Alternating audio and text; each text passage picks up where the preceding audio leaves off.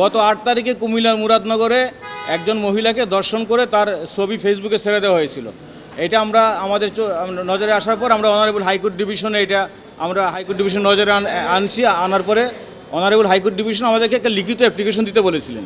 লিখিত অ্যাপ্লিকেশন দেওয়ার পরে অনারেবল হাইকোর্ট ডিভিশন একটা অর্ডার দিয়েছিলেন যে 24 আওয়ার্সের ভিতরে ভিকটিমের যাবতীয় ভিডিও এবং ছবি সোশ্যাল মিডিয়া থেকে রিমুভ করার জন্য। এবং গত 14 তারিখে একটা ডেট ছিল, কুমিল্লার পুলিশ সুপার, মুরাদনগরের ওসি সহ আরও যারা রেসপন্ডেন্ট আছেন তাদেরকে লিখিতভাবে একটা এফিডেভিট কমপ্লায়েন্স দিয়ে অনারেবল হাইকোর্ট ডিভিশনকে জানানোর কথা ছিল যে এই মামলার তদন্ত প্রতিবেদন কী হলো এবং ভিকটিমের সিকিউরিটি এবং তার চিকিৎসার ব্যবস্থা কী হলো এবং ওই ফটো এবং ভিডিওগুলা সোশ্যাল মিডিয়া থেকে সরানো হলো কি না। 14 তারিখ ওনারা কেউ আসেন নাই। তারপর সরকার পক্ষ থেকে 14 তারিখ এক সপ্তাহ সময় নেওয়া হলো।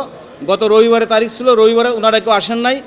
তারপরে আজকে ধার্য তারিখ ছিল, ধার্য তারিখ থাকার পরে আজকে অনারেবল হাইকোর্ট ডিভিশন কুমিল্লার আজকে যে মামলা রেসপন্ডেন্ট 5 নম্বর রেসপন্ডেন্ট কুমিল্লার পুলিশ সুপারকে আগামী 12ই আগস্ট সশরীরে হাইকোর্টে এসে হাজির হয়ে জবাব দিতে বলেছেন।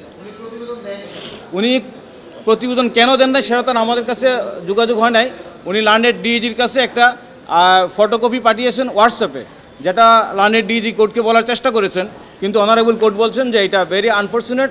উনি লিখিতভাবে অনারেবল হাইকোর্টকে বলতে হবে যে উনি কী অগ্রগতি হয়েছে এবং উনি এই ব্যাপারে কী ইনিশিয়েটিভ নিয়েছেন। এই হোয়াটসঅ্যাপের কপিতে কিছু হবে না। এই জন্য ওনাকে 12 তারিখ সশরীরে কোর্টে আসার জন্য বলেছেন। ওইটা আমরা দেখি না, ওইটা আমাদেরকে দেওয়া হয়নি, প্রতিবেদনটা আমাদেরকে দেওয়া হয়নি। ছবিগুলো ডিলিট হয়ে গেছে, কিন্তু ইয়া হয় নাই, আপনার মামলার অগ্রগতি, ভিকটিমের নিরাপত্তা ইত্যাদি ব্যাপারে কোনো প্রতিবেদন এখন আসেনি।